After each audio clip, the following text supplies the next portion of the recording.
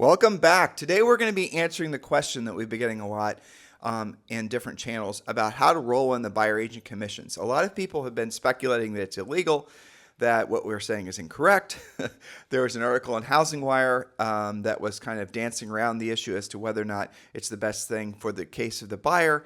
But what we're going to be doing today is we're going to be giving you the chapter and verse on why rolling in buyer agent commissions is actually legal, and we're also going to tell you how to go about doing it yourself. Now, I want to be very clear. When will you be asking the buyer to actually finance their own commissions as part of the transaction? Well, that's only when the seller's not willing to pay your commission as part of a concession towards the buyer, obviously, for the sake of doing the deal, right? There will be extreme examples, I imagine, where there'll be maybe hybrids. The seller will contribute a little bit in the form of buyer concessions, and maybe the buyer agent will finance the rest as part of their mortgage and things of that nature. But what matters most that you understand is that you can indeed have your buyer roll in your buyer agent commission into their mortgage. And there's a specific way to go about doing it. And unfortunately, a lot of this information is rather droll. Wouldn't you agree, Julie? It is, but I think you guys need to be really clear on the facts because this is something that will happen for you occasionally, and you need to know how to do it correctly. And we wanted to make sure you know that it is actually legal to, quote, roll the buyer agent's fee into the purchase price if necessary. Now, where do you get the notes? And there are a lot of notes, and we're not going to be reading all of them today because, frankly, it is the information as it is presented from the FHA's websites and such is so boring that all of you would fall asleep, and a lot of you listen to us while you're driving. So we don't want that to happen. No. So what we're going to do is posting all of our notes as we do for all of our podcasts on our daily newsletter, which is harrisrealestatedaily.com. So just subscribe, just drop your email address into harrisrealestatedaily.com, and you'll get the notes from today's show in addition to the notes for all of our previous podcasts. Now, it is also important to remember that you are easily going to have problems explaining this to your loan officers and to your buyers and to maybe even the seller's agents and all these other things. Because, the listing agents, if you're on the buyer side, so you want to print these notes off and have them at the ready so you can send them over to the listing agent, to the, loan officer, to the buyer, explaining all the nuanced differences, on this. It's a reference. Yeah, it's a reference. But it's going to be something that when you're putting a deal together and you ask the seller to contribute, so much money in concessions and some of it going to a, buyer's agent's commission, and, that buyer has to pay full asking price, if not a little bit more in some cases, I suppose. Well, how the heck is the house going to actually have, be appraised and all that, and include all these extra fees, as it were? And that's what we're going to talk about today. That's right. And you said something that I think is the most important thing before we get into how to structure this and what are the factors that may go into it. And that is the importance of what the seller's net is going to be. That's where you should start your thought process. Not just with regards to your buyer agent fees being rolled in, but the overall deal, right? So if you're asking for closing costs and a home warranty and your fee, maybe your structure is going to be different than if you're just paying full list and you're asking for your fee. So keep in mind, whether you're the listing agent or the buyer's agent, that the seller's net is the most important thing when we're talking about all the elements that go into the contract, right? Let's give an example, okay? Sure. Because that's where the rubber meets the road. So let's say, for example, you're writing a contract this afternoon, this evening, this weekend on a $450,000 house. And let's say this $450,000 house has multiple offers and the seller's not going to take anything less than $450,000, but the buyer might need some concessions, and maybe some of the concessions are your buyer agent commission. Okay, so the seller has to net $450,000 or you're not competitive. So what you're going to do is you're going to add up the concessions and you're going to put them on top of what the offer is. Now, let me explain. So if the house is $450,000 and the seller, and you're, maybe the buyer needs concessions for your buyer agent commission, maybe they need some points, whatever it is. And let's say that adds up to $15,000. Your offer is going to be for $465,000 opposed to $450,000. And then you're in the offer going to write that the seller to contribute this to this, this to that, and the other thing. As long as the house appraises, that's fine. And so that's going to be where a lot of you are going to be able to put these deals together that other buyer's agents aren't. That's right. So this means that you need to be following the buyer process that we laid out for you and that we teach in coaching, which is part of that process is counseling your buyer about price. In Tim's example, the house was priced right, and let's say there were comps to support it. When you are, quote, rolling in or putting on the top your fees and or other things, because it doesn't just have to be that. You can do that with closing costs or whatever. it still needs to appraise. So this is not a scenario where you would want to throw 15 or 20% on the top and expect the seller, because they're netting their 450. You can't push it that far. It still has to appraise, okay? So point number one in structuring this, you do have to be mindful of the potential appraised value. So you want to know what your comps are going into that, because lenders will only provide financing based on the appraised value or purchase price. The rule in lending is whichever is lower, okay? Now, next, I want to talk a little bit about lender requirements. Again, it is legal to adjust the purchase price.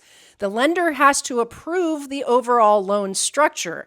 Lenders typically finance the purchase price in standard closings, but some lenders have lender overlays or restrictions, which might be included, particularly if it impacts the borrower's loan to value ratio. That's the percent that they're putting down or the percent that they owe. Okay, so note to self. And again, this is not just about the buyer fee. This is anything where you're, adding a little bit on top, requiring them to put a little bit more, and we're talking about micro percentages more down. It might be, $500 more down, $1,000 more down, depending on the purchase price, right?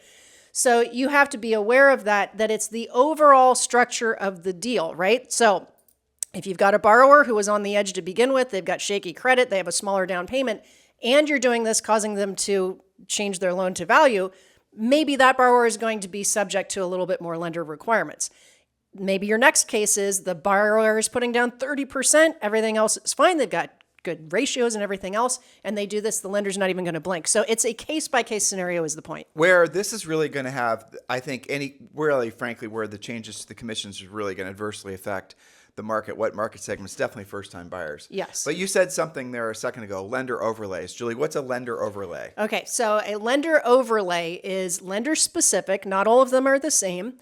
It's where their risk management people have said, you know what, we don't really like loans in our portfolio that are only 3% down. So we're going to make everybody have to do 5% down. I don't care how good their credit is. Well, but the important thing is if you go to the FHA's website, Fannie Mae, Freddie Mac's website, and you'll see a loan product that's 30-year fixed, 5% down, these are the requirements. You can visualize all this. That's just sort of the baseline requirements. Yes. And each lender's allowed to tack on additional, and it's not illegal. Nope. They're allowed to tack on their additional requirements on top of that. Those are called lender overlays, because what happens is if they do a loan and that loan goes bad, they actually have to buy that loan back. Yeah. So what they'll do is they'll actually make that, they're trying to cushion it so that there's less likely of a chance that they're going to issue a loan to somebody who's going to default. You guys get it? So lender overlays vary from lender to lender to lender. So when you're talking to a FHA approved lender, you better ask what the heck their overlays are, because lender A's overlays might not be as stringent as lender B's. Yes, and they do change, right? So just because you knew what Wells Fargo overlays were for first-time homebuyers last year does not necessarily mean it's exactly the same. I'll give two examples. During the housing crash, there were lender overlays where they weren't particularly favorable to people in the housing industry. Appraisers, real estate agents, brokers, people of that nature had to put more money down. Why? Because we were in a housing crash, and the lender said, well, I don't know how strong your real estate practice is going to be, considering that we have longer days in the market's full of short sales, yada, yada, yada. Right, that's one example. Most of that's gone away. Now, example number two, during COVID, there were lender overlays that were not favorable to people in the hospitality industry, because nobody knew how long COVID would last, and the hotels and bars and restaurants were closed down. Those are two examples of logical lender overlays. Yep. So again, hopefully you're learning something today, that not all lenders are the same. All right. So Julie, you want to get some of this FHA stuff, VA. I'm going to go to conventional. Yeah. Okay. Conventional's good, but it's interesting because they're going to want to know what percent. Oh, like how much can the concessions be from every transaction? Do you remember? It's 6%. It's up to 6%. There, I think conventional you can go up to 9%. Yep. Now that is a quote rule. However, it's still subject to being able to appraise. Okay, so what are we talking about? What is a concession? Hopefully you guys know that word by now. So concession is anything that basically, for example, the buyer writes the house. We're going to go back to our example for the $450,000 house, that there's $15,000 worth of concessions. So technically, as long as it appraises, no problem. And really in this market, that won't be an appraisal problem because it's, basically 15 grand. So I cannot imagine someone's not going to be able to get a house appraised over 15 grand. It's, when the market is continuing to inflate as it has been, or Yeah. appreciate, choose your It word. might have done that while they were pending. Exactly. Right? So that's not going to be the issue. So where the issue is going to come in is, again, where you're talking about a lot of the added requirements. So the overlays. Now, some lenders are going to allow up to 6%, which means if the house appraises or the house is, in contract for 450, you could hypothetically ask for another 6% on top of that, assuming it appraises, and that'll get approved in the loan. There's not, again, you have to adjust accordingly depending on who your lender is. That's right. Okay, so what are the elements? This is kind of a combination of how to deal with a buyer side commission being rolled in, and things they need to know about rolling anything into mortgages, right? So when you are essentially changing the purchase price, or going over the list price, you're affecting several different things. Again, not by very much. We're talking about, we're not supposed to talk about percentages, of course, but we're talking about 1%, 2%, 3%, something like that. You're not talking about messing around with the price by much more than that in most cases, okay? But that said, what are you affecting? You're affecting the loan to value a little bit. You're affecting the ratios a little bit, and you're affecting the purchase price a little bit. These things work with each other to go into your loan pre-approval. This is why it's important that you have this discussion with your buyer during your buyer presentation. You guys are doing a buyer presentation, right?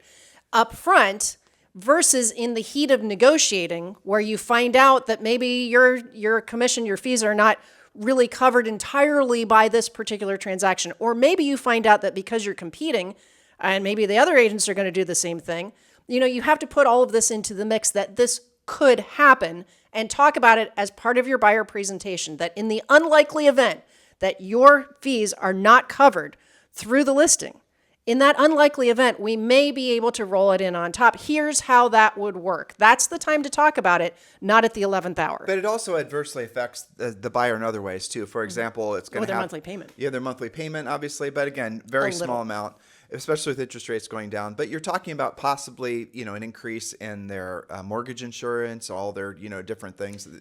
That's interesting. It could trigger PMI. Right, exactly. Or it could make it so that they had been approved with no PMI because they're putting 20% down, but now because they don't have 20% down or whatever, now they're going to have PMI, and that's going to jack their payment up. Yes. So you got to really work with a really good lender is the moral of the story. Now, this is a good place for us to interject that we have been reading, as hopefully many of you have been, as far as have buyers, agents, commissions all of a sudden, been blown off the transaction and no longer are being paid by the seller. It's actually not.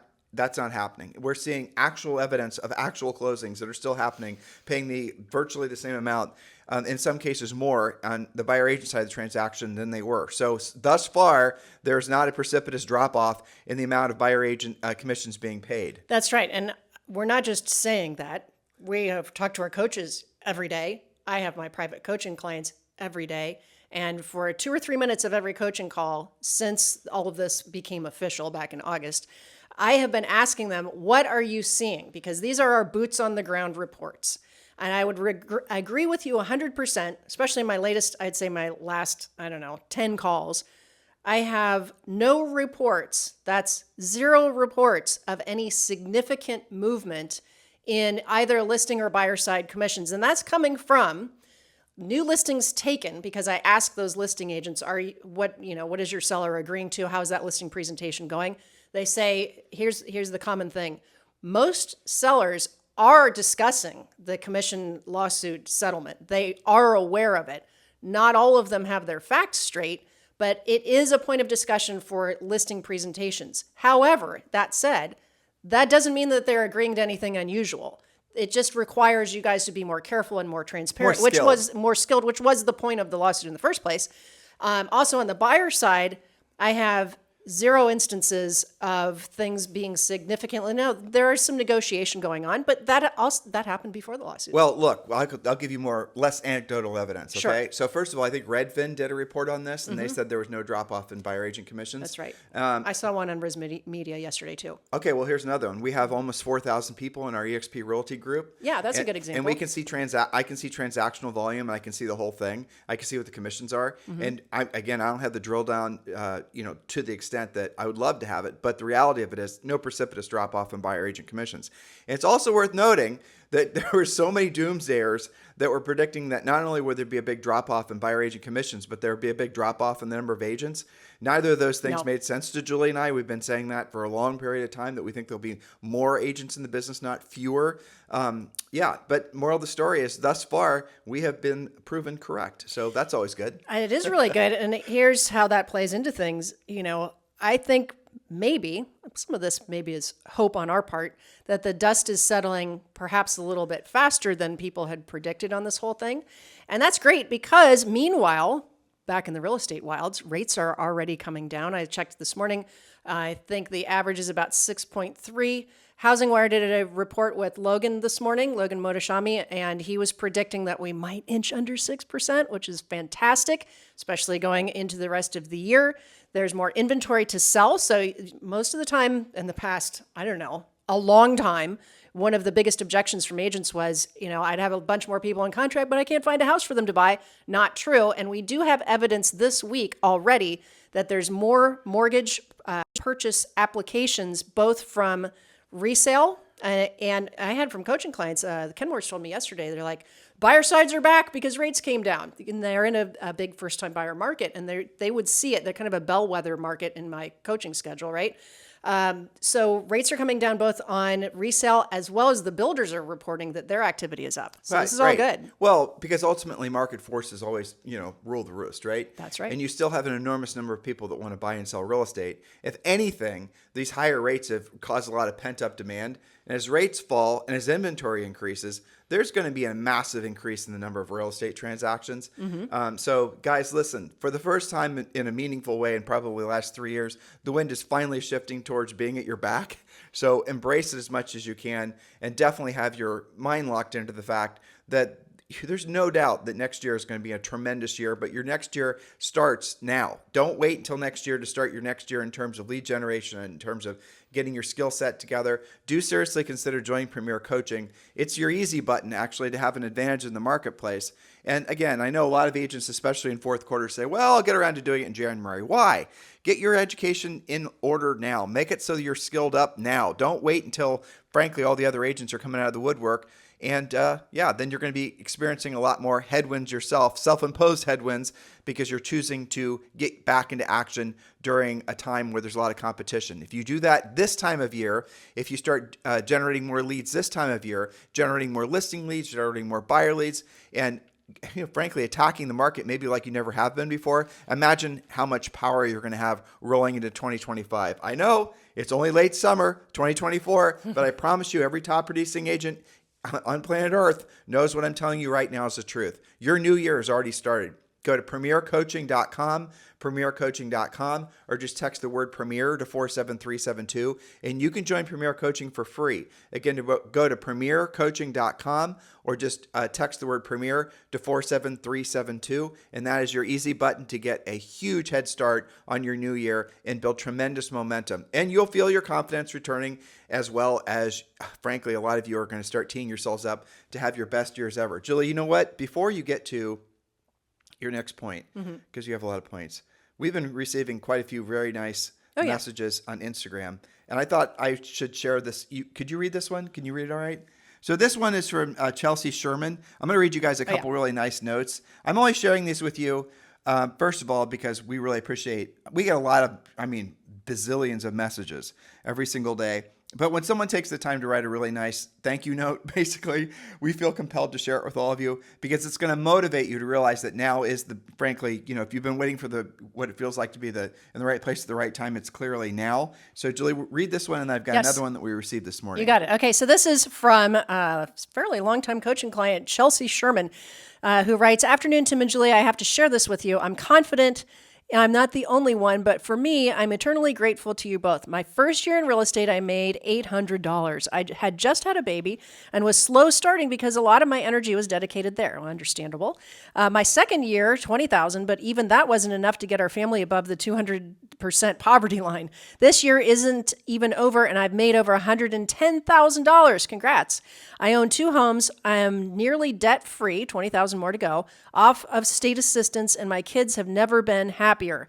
I have learned I can do this. Everything in my life has done a 180. Thank you and bless you." Well, bless you, Chelsea. Nice job. I mean, that's a fantastic testimonial, certainly, but it's because you did the work. So keep Julie, up the good job. Here's the reason. What I was thinking about is the reason I thought to share her testimonial in particular, and the next one you're about to read is because there are so many agents right now that are reading all the bad news in the headlines and thinking, "Oh my gosh, the real estate industry is doom and gloom, and it's some sort of it's over, dystopian this, and all these other things, right?" But here you have somebody who's locked into frankly taking advantage of what the market has to offer, and she's having her best year ever. She's building an amazing career for herself, and that reminds me of this next one. Yeah, and think of what she's on track for, because the year's not over and she's at 110. Okay, the next one is, Tim and Julie, I thought I would reach out and give you both a huge shout out for all that you do. I recently retired from the military as of December 2023. I got my real estate license prior to retirement with the expectation that I would enter into real estate immediately after that retirement. In the year leading up to retirement, I enrolled myself into the Automobile University, the term we use for listening to things to help grow our businesses while in the car. I got that. Riding around. You two were my go-to business coaches, referring to the podcast, I'm sure. I dove into your podcast and learned as much as I could. Since retiring and entering into real estate full-time, I've been able to make a life-changing income for my family and I. In year one, over 100,000 GCI. I can't thank you enough for driving home the need to prospect. It's astounding to me that how many agents are looking for the next great thing that will drive their businesses, like social media, podcasts, etc., when all it takes is directly connecting to sellers and buyers. There's a little bit more if you can read through that. I think this is your response. No, it's not. Oh, yeah, it is. You're right. That's okay. Okay, yes. So if you want to send us a really nice note that's, that is heartfelt, that's designed to help other people that we can share on Instagram, please do so. You can post it over on Instagram or at Tim and Julie Harris, or you can always just text me at 512-758-0206. And I like how specific those were. We get a lot of just kind of generic thank yous, which we appreciate. But anytime you can write so that you can help other people, and we'll read and highlight this on the podcast, when you can say it, like he was talking about, prospecting, right? Yeah. Well, more specifically though, I love it when the notes are stories. Yes. Where they're giving real life experiences, because then more people can relate real to world. it. Mm-hmm. But yeah, I mean there it is. So that's what hopefully all of you guys are feeling from listening to our podcast as well. But remember, your next natural step is definitely to join Premier Coaching. Just go to premiercoaching.com or text the word Premier to 47372. All right, okay. Julie. Now I'm going to highlight one more thing before we send you guys off to sell some homes. Because you can get the notes, as Tim mentioned earlier in the podcast. A lot of agents have either posted or made the comment that how's this whole putting it on the top work? Doesn't that make the down payment have to be a lot bigger? Well, let's look at the impact on a down payment. When the purchase price increases, the down payment amount also increases if it's calculated as a percentage of the purchase price, which in most cases, that's what the lender's figuring out. So let's take an example. Let's say the original purchase price is $400,000. And the buyer's putting down 10%. That's $40,000. Raising the purchase price to $410,000. So in this case, we're putting $10,000 on top, so that the seller in this case would keep netting their same $400,000. Let's go to $410,000 to include the commission. That would raise the down payment to $41,000. Buyers would need to be prepared for this potential adjustment. It's not a huge adjustment. They're already coming up with $40,000. Now they're coming up with $41,000. But this is exactly why you would need to discuss this early on as part of your buyer presentation, that this could happen. And in most cases, if you're doing this, in many cases, I don't know about most, but in many cases, it's going to be in this kind of first-time home buyer price range. I think you should be careful with everyone, but especially with first-time buyers. Let's make sure we define that. The reason that we're mentioning first-time home buyers is because they're going to have, frankly, the least amount of money to put down, most Typically, likely. yeah, because they won't have taken the profits or the proceeds from the previous sale, right? So that's where it's going to get sticky sometimes. And they're not necessarily going to have the wherewithal to be able to afford fluctuations in payments like somebody that's, say, moving up and maybe is a bit more financially established. I think that should make sense to everybody. That's right. But right. really, also remember that most of the mortgages out there right now, believe it or not, are actually government-backed loans. We should have researched this, or maybe you did. What percent of the mortgages out there actually are backed by Fannie Freddie? I think it's close to 90%. I'm remembering the same It's thing. like 88% or something like When that. Julie and I sold real estate, it was like half that. Yeah. So I mean, and why? Because there was more. Frankly, Wells Fargo was issuing loans and maybe servicing their own money, selling off the debt. But now everything's basically insured by the government. Well, also, don't forget, I think we have to mention this since we're talking about, purchase prices and commissions and things. I think it is still the highest amount of cash transactions ever recorded. I believe it's close to 30%, which is huge. When we bought and sold real estate, we always had somebody paid cash. It was memorable. But but as far as that being a percent, it's still not that large of a percent. It's just that goes into the same bucket of when you hear these headlines about people saying, well, the big institutions are buying up all the real estate. By the way, we had a lot of comments on that because people were really, I think, a lot of people were really kind of upset that they had been led to believe that the reason that home prices are so inflated was because these, BlackRocks and Blackstones and all these other, evil entities were gobbling up all the single family homes. And when they learned that it was less than 1% of all the homes in America, all the single family homes of America were owned by big institutions, a lot of people were, I think, based on the comments I read on YouTube in particular, were quite surprised. They were very surprised. In fact, funny you mentioned that. My latest CE class was property management. It was a big discussion on that Zoom session that agents were believing that this was somehow wrecking the housing industry, that all of these big, BlackRock type companies were gobbling up all the rentals and they owned everything. And so, of course, I had to clear the air on those percentages, but I would agree with you that people were generally surprised by that. Well, this all goes back to the same thing. It's that you got to really be careful what you're listening to, because so frequently, and it's easy to check facts and whatnot, you just make sure you do your own homework, but everything's politicized because you got to think about it. Who's telling you that these big evil corporations are the ones that are gobbling up all the real estate and driving up home prices and making it so the average Joe and Josephine can't buy homes? Well, I think there's probably a political party that is trying to benefit from that kind of dogmatic speech, right? Mm-hmm. But it's just not true. It's just statistically not true. And look, and Julie and I, we avoid like the plague being political on this podcast. We're not trying to be political. What we're trying to do is get you guys to essentially be responsible and accountable to the things that you allow to percolate inside your brains. I think it's also worth mentioning too, the word law has been used interchangeably with guideline, right? Now, what am I talking about? So this commission sharing lawsuit thing, it's an agreement between the plaintiff attorneys and essentially the MLSs, the plaintiff's attorneys and the MLSs. It's not, and you being a member of the MLS, right? So that's what it is. It's not a law. It's not an actual, I think there's, with regards to the exclusive buyer agency contracts and all that, I believe there's only one state that actually has that as a law. The rest of this has to do with the MLS guidelines that your local MLSs agree to. So I think Julie and I have conflated the word guideline with law in this podcast. Mm-hmm. And so if we caused any confusion, I apologize. But really, at the end of the day, it's a guideline. And, it's questionable. If you're not a member of the MLS, are you really, do you have to be, accountable to these new rules?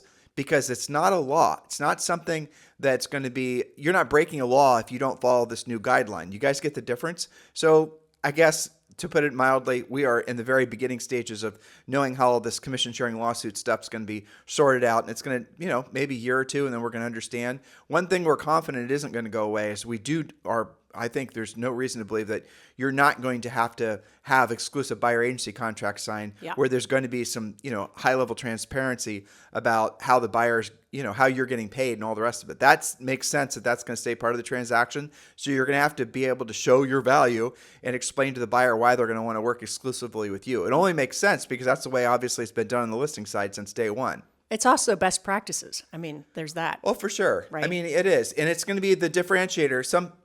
I've heard people arguing that in a marketplace, what will happen is they're going to have these exclusive buyer agency contracts. And what's going to happen is they're going to, they'll sign them and the buyer's agent will sign it. And it's going to have a clause in there that says basically if the seller's not willing to pay the buyer agent commission, then the buyer agent will just basically suck it up and not get paid, right? So I've heard different terms being thrown around, no hook, exclusive contracts, things like that. So some people are insinuating that there's going to be some sort of civil war in the real estate industry amongst agents who are willing to essentially work for free, worst case scenario, and those who are going to insist on insist on buyers signing exclusive contracts. And again, I think this is a bit of a red herring argument as well. And Julie and I talked about this for quite a while because Julie's original stance was, well, why wouldn't you include no hook agreements? And then I was thinking about, well, let's talk about on the listing side of things. So in the listing side of things, imagine putting the house, you have the listing paperwork signed, you're going to, you do all the things that you do to get the house sold. The house is in contract, and at closing, it just turns out that for whatever reason, the seller just decides not to pay your commission. You have, an agreement that says that if they decide to change their mind, not pay your commission, you're not going to get paid. I mean, that would never happen. It doesn't make sense. And you wouldn't do that. Right. And the idea that there's going to be a competitive advantage to buyer's agents who are willing to work with buyers for free, with the risk of working for free. Otherwise, that buyer's going to want to, because the idea is that if the buyer's choosing between an agent that's making him sign an exclusive and one that's signing him an exclusive with essentially an easy exit on the exclusive, the idea is that the agent that's offering the easy exit on the exclusive is going to have a competitive advantage. And hypothetically, that makes sense, but it's also a good way to go out of business fast because you're going to find yourself working with a lot of the buyers that the agents who could get exclusive, the best buyers are going to want to work with the best agents. Yeah. And if your only USP to get a buyer to work with you is going to be that for whatever reason you are willing to work for free, that tells me that you're not very skilled in the first place. Otherwise, you wouldn't have to essentially, even have that as a consideration. I agree. It's a weak move. It just is. To your point, if that's the only way that somebody is going to sign with you, you are probably not articulating your value. You are probably not using a buyer presentation. You probably don't have any risk reversal guarantees, things of that nature. And so here's the thing. You might try that. I don't think the market has much of a tolerance for that because what is already starting to happen is the stronger agents, they report, a lot of them are in our coaching program, guys, and they say, yeah, no problem. I present the same way. I don't have different rules for different people. These are my standards. And yeah, every now and then I might lose a buyer who's not willing to sign for whatever reason. As long as I'm doing my job lead generating, talking to my past clients, I've got more appointments coming. I accept the fact that that is the highest level of pre-qualification. And now and then the buyer's not going to sign. I'm okay with that. That's what the strong agents are doing because they're using a presentation. They're very clearly articulating their value. In fact, if anything, the buyer's saying, yeah, I know, I see it. Okay, let's get to it. Let's go see some houses. Well, let's imagine sitting across from a seller and the seller's basically saying, I know your normal fee is, whatever it is, but I'm not willing to pay it. Okay, well, you're not a customer of mine. Right. Next. You handle the objection and you either prevail or you don't, and you say next. There's so many people out there that want to transact with you, and why are you going to get stuck with the ones that basically don't want to pay you for your time? Doesn't make sense. Well, doctors don't do that. Attorneys don't do that. Yeah, exactly. Your dentist doesn't do that. Can you imagine hiring a doctor to perform a procedure, basically, and there's a no-hook contract with the doctor that if for whatever reason the procedure's done, you just decide not to pay? Yeah, I don't think that exists. No, I don't think it exists either. Yeah. So there you have it. Now, today we have talked about some different ways of handling the buyer side commission. I think that the main thing that's different is it's a bit more negotiable. It's more transparent. You have to have more documentation and you have to be more professional. But this is one way, which is rolling it into the loan and being aware that when you do that, you're changing the purchase price, which can change some things like the loan to value. I just want to talk about one last thing with borrower ratios, right? So again, this is a combination conversation with a lender. That's okay. And in some cases, you may need to use these notes. Tim will tell you in a second again how to get them. HarrisRealEstateDaily.com, and we're only going over maybe 30% of our notes. Julie did an amazing job preparing all this because we knew that some of you were going to use this as reference material when dealing with your buyers and your listing agents and even some of your lenders. So definitely subscribe to HarrisRealEstateDaily.com and get all these notes. That's the only place all these long form notes are going to live. Yes. So you may have to have a conversation with your buyer's lender because maybe they have yet to do a deal like this. It is legal. You just have to know how to do it. So when we talk about ratios, this will be the last little analytical piece. A higher purchase price can affect the loan to value ratio. Lenders typically want to keep the LTV within certain thresholds. For example, 80% for a conventional loan, sometimes 90%, somewhere in there. But raising the purchase price while keeping the same down payment could increase the LTV, which might trigger the need for private mortgage insurance, which would increase the payment. Okay, so you need to be looking at that and know the structure of your buyer's loan. The higher loan amount might also push the buyer's debt to income ratio beyond acceptable limits for the lender, reducing borrowing capacity or requiring more income verification. These are all things you don't want to do the day before closing. Right. Well, again, strong buyers are going to be willing to go through the process of getting, all the financing set up. And that's one of the, some of you, we haven't been talking well, I guess we talk incessantly about our new designation, which is the Ethical Real Estate Professional designation. And that is going to be specifically an A to Z complete business system for buyer's agents. That program is scheduled to come out probably the next couple of weeks. Again, I think we're going to hit a home run for all of you. You're going to essentially have a turnkey presentation, which is going to articulate your value. Julie and I are so tired of hearing that. I'm sure you guys are too. And you're going to have something that's going to essentially pre-sell to the buyer why they'd want to work exclusively with you. And it's going to act as your silent salesperson. Those of you who are in Premier Coaching, it's very similar to our pre-listing pack. In addition to that, you're going to have all the scripts, all the objection handlers. You're going to have lead generation ideas. This really is a standalone business system so that you can perfect the art and the science of working with buyers and, frankly, with these new guidelines. So if you want to be on the list to be invited to participate in the program, what we're going to do is we've got a list of over 500 of you, and we're going to send out a text. We're going to put an event together, a webinar or something. We're going to present what the program's all about. And the first 100 agents that enroll, those are the agents that are going to be part of the program. And then what we're going to do is essentially every 60 days, I'm guessing, we're then going to open the program up again. Why are we doing it like that? Because this is a coaching program.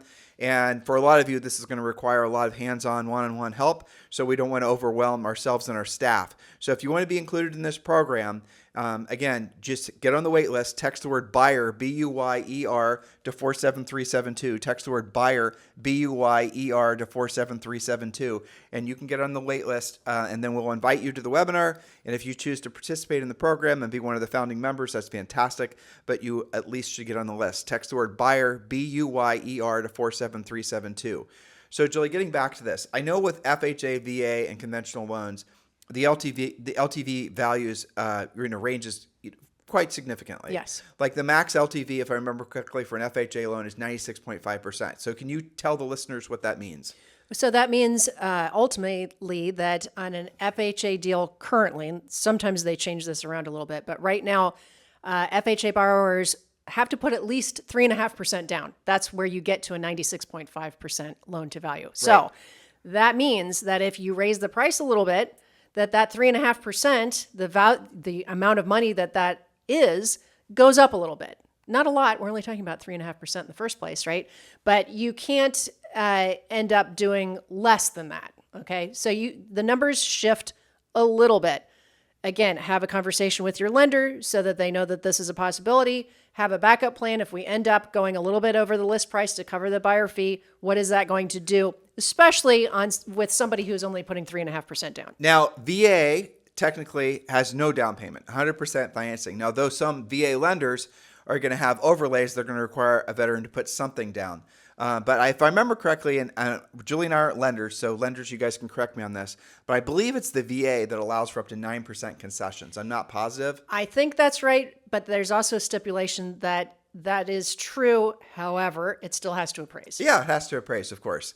All right, so the last one, just so you guys know, is conventional loans are 80% LTV, and that's in order to avoid PMI, right? That's but right. your down payment, if you're doing a conventional loan, can frankly just depend on whoever your lender is and wherever their lender overlay is. Well, so if you end up at 81%, that could trigger PMI. So you have to know what that spread is. What's that difference? Does that mean you have to put an extra $1,000 down or $1,500 down? It might. Right.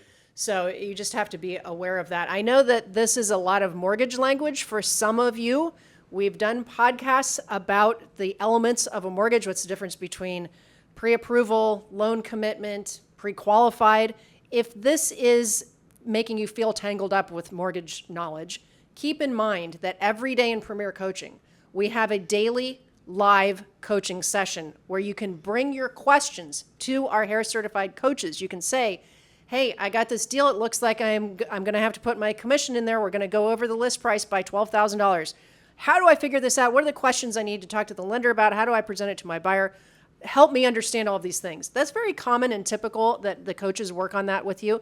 And if somebody brings that question, the rest of the group is being educated at the same time. So it's important that you go to your daily coaching sessions instead of saying, oh gosh, I don't know how to do that. I guess I'm not going to get paid on that deal. So what would I do if I were all of you with this information? First of all, I'd definitely get all the, subscribe to Harris Real Estate.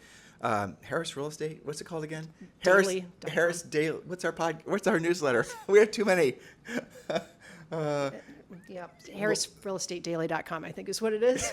Anyway. Or is that it? We write it down. It's over there. Why don't you grab that piece Yeah, of paper? hang on. Back to you. We're having to remember too many things. Well, here's what I do. Number one, definitely get these notes. Now, you want to use these notes for educating yourself, educating your customers, your loan officers, and the rest of it. But the other thing you got to keep in mind is that you're going to want to start really being picky about the loan officers you work with, because a lot of the loan officers out there aren't necessarily going to know how to structure deals like this, because frankly, mortgage lending for a long period of time has been relatively straightforward. There hasn't been a lot of complexity, certainly not a lot of concessions that were included in transactions. Many of you are learning about concessions for the first time. You've been in the business for 15 years, and for the first time ever, you're hearing about all this concession language. Well, it's just going to get worse from here. I have news for you.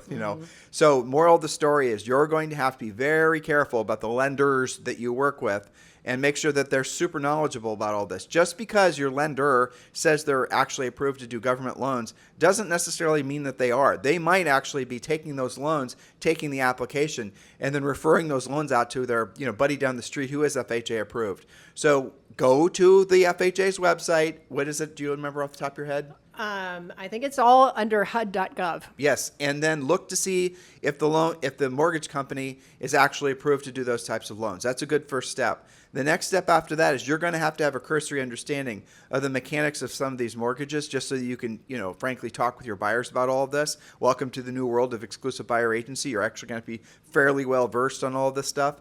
And then after that, by the way, you can just also give them this exact thing that Julie created for you, right, when you subscribe to HarrisRealEstateDaily.com. And what's then going to happen is you're going to work with the lenders, and the buyer process that we want you guys to work with is you're qualifying the buyer for motivation, the lender's qualifying them for financing, and that's really before you get them in the office, before you're actually presenting to them and asking them to sign an exclusive. Because if you find a buyer, you use our ethical real estate professional buyer pre-qualification form, you might determine just through those series of questions that that's not a buyer you want to work with. They're not that motivated, right? Maybe they're stuck in a lease for 2 years, or they're waiting for their beer can collection to sell on eBay, for their down payment, that kind of thing. Yeah. Well, okay, so let's just assume they do favorably answer all your questions. Next thing, are they actually working with a lender? So if you got a lender you trust who's doing a real pre-qualify on your buyers, and that buyer's submitting paperwork, doing all the things, well, you got a great buyer, don't you? You got a motivated buyer. You qualified for motivation, realistic expectations, and the buyer and the lender has qualified for their ability to get financing. But you've got to have a good lender that's going to work with you as a partner in making sure that you're not working with any buyers that are not ready, willing, and able to buy. I mean, it only makes sense. But so many of you have never had that level of professionalism. This is the reason that Julie and I, believe it or not, are actually kind of favorable about these new changes in buyer's agency, because it's going to force the entire experience from the consumer side to become more professional. And this is what we really have our hearts tuned into, it's going to force all of you to be more selective who you work with, so that you stop wasting so much time. You're not going to be able to fill your days with all these unmotivated buyers and then blame the buyers or blame the market for the fact that they didn't buy something. It's because you didn't follow, an actual proven system to determine whether or not they're motivated financially and motivated motivationally. Does that make sense, Julie? It absolutely makes sense. So in the beginning, it's going to feel different and weird, and like there's maybe some conflict and confusion. That's because it's change, and it's normal to have a little bit of resistance to change, but you've got to move past that. The time for speculation and complaining about the changes is over. They've already been here for, a month or more, and it's time to take action on that, because the agents that have already done that and are ahead, they all have pendings right now. You can't live in fear of this, Inaction is an action. So you have to decide whether you're going to move forward and embrace the new changes and be the most professional version of yourself that you can, or if you're going to stay stuck. Monday, we have an incredible, next podcast, we have an incredible interview for you, Mr. Robert Johnson. Oh, yeah, I'm looking forward to that. Yeah, he's one, well, I've got to record it first. I know. So he's one of our, I think our highest profile success stories. And Robert is one of these guys. He was flipping homes, believe it or not, and he was in Greenwich, Connecticut. He called us right when he was in the midst of thinking about selling his pickup truck and getting a proper car for selling expensive homes. And he did it. And then we started coaching him essentially right from when he was a new agent. Well, technically not a new agent, but actually taking his license seriously. And he's now become one of the most successful agents, certainly in Greenwich, Connecticut, but maybe even the country. So that interview is coming up. It's on the next podcast. Remember, guys, we have well over 5,000 past podcasts.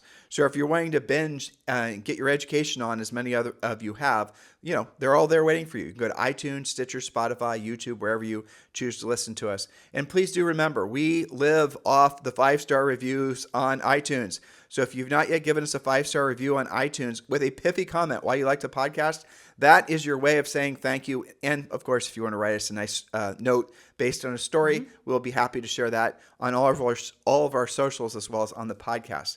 So please do consider your homework to go over to iTunes and give us a 5-star review if you think we merit it, and comment as to why you feel the podcast has been impactful on your business and personal life. Have a fantastic day. We'll talk to you on the show tomorrow.